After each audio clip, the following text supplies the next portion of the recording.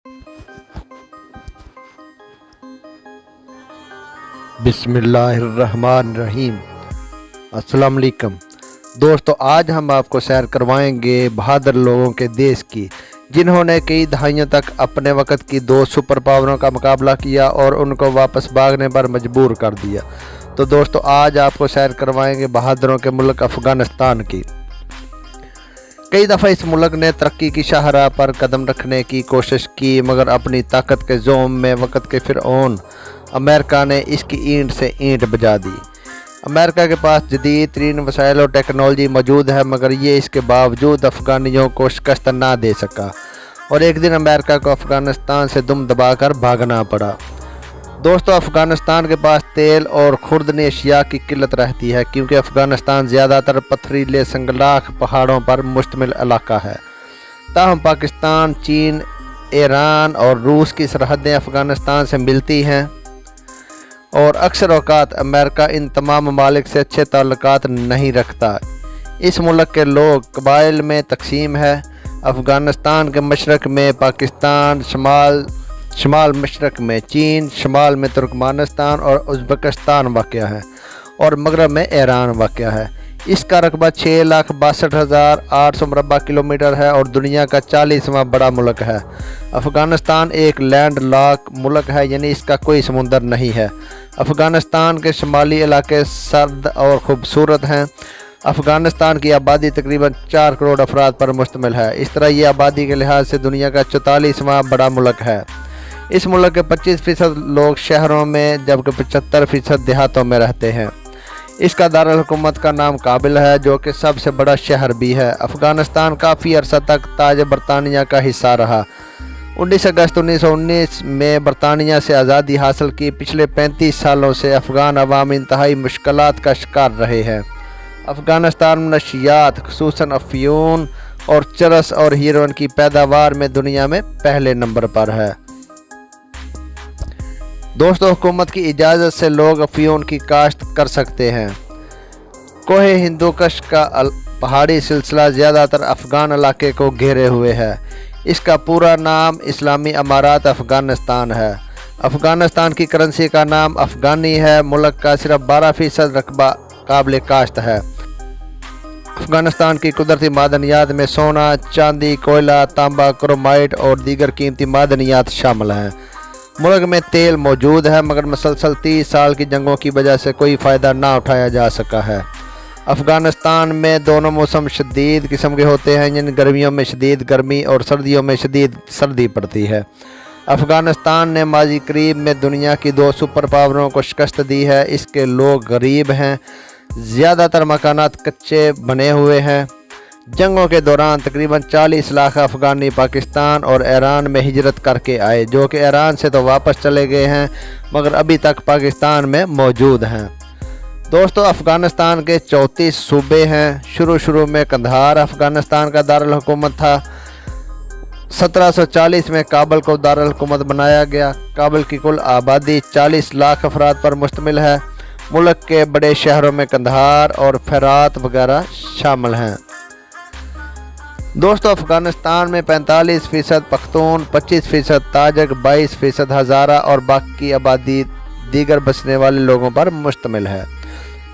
افغانستان کی زیادہ تر آبادی اردو بول اور سمجھ لیتی ہے۔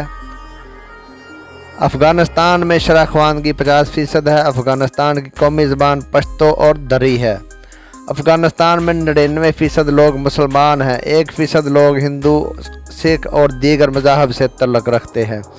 افغانستان میں بدھ مت کے قدیم ترین مجسمے بھی موجود ہیں، کیونکہ کسی دور میں بدھ مت کے اثرات بھی افغانستان میں نمایاں طور پر موجود تھے، مگر افغان مجاہدین نے ان کو تباہ کر دیا۔ پاکستان اور افغانستان کے درمیان 2200 کلومیٹر لمبی سرحد ہے، جس کو ڈیونڈر لائن بھی کہا جاتا ہے۔ پاکستان نے اپنے حدود کے اندر باڑ بھی لگا رکھی ہے، کیونکہ یہ باڑ سیکیورٹی ریزنز کی وجہ سے بہت سی اہمیت رکھتی ہے۔ افغانستان نے 20 ملین افراد موبائل استعمال کرنے والے ہیں، جبکہ تقریباً 50,000 لینڈ لائن والے فون استعمال ہوتے ہیں۔ मुल्क में 40 लाख लोग इंटरनेट इस्तेमाल करते हैं। मुल्क में 175 रेडियो स्टेशन जबकि 50 के करीब टेलीविज़न चैनल हैं। अफ़गानी खाने पूरी दुनिया में मशहूर हैं। अफ़गानी पुलाव और खमीरी रोटी और टिक्का काबिल ज़िक्र हैं। अफ़गानिस्तान 1946 से अक़वाम मुत्तहिदा का मुस्तकिल मेंबर है। अफ़गानिस्तान में 4 हवाई अड्डे हैं जिनमें Ahmad Karzai international airport, Kandahar international airport, हरात international airport और मज़ार शरीफ इंटरनेशनल एयरपोर्ट मौजूद हैं। जबकि 16 लोकल एयरपोर्ट्स हैं जिनमें लोकल फ़्लाइट्स आती जाती हैं। शादी के बाद दुल्हा अपने वालिदैन के घर ही रहता है। अफ़गानिस्तान को 7वीं सदी में मुसलमानों ने फ़तह कर लिया था। 11वीं सदी में महमूद गज़नवी ने इस इलाके में मजबूत रियासत की बुनियाद रखी। 16वीं सदी में बाबर ने इस इलाके पर कब्ज़ा किया। 18वीं सदी में अहमद शाह अब्दाली ने इस इलाके में एक मजबूत रियासत की बुनियाद रखी। अफ़गानिस्तान ने अंग्रेज़ों के ख़िलाफ़ आज़ादी की 3 जंगें लड़ी और अंग्रेज़ों का इतना सफाया किया कि एक दफ़ा एक जंग में सिर्फ़ एक शख्स को ही ज़िंदा वापस जाने दिया था ताकि वो वापस जाकर अफ़गानों की बहादुरी के बारे में बता सके। अफ़गानिस्तान के सूबे कंदहार में दुनिया का सबसे अच्छा और खूबसूरत अनार पैदा होता है।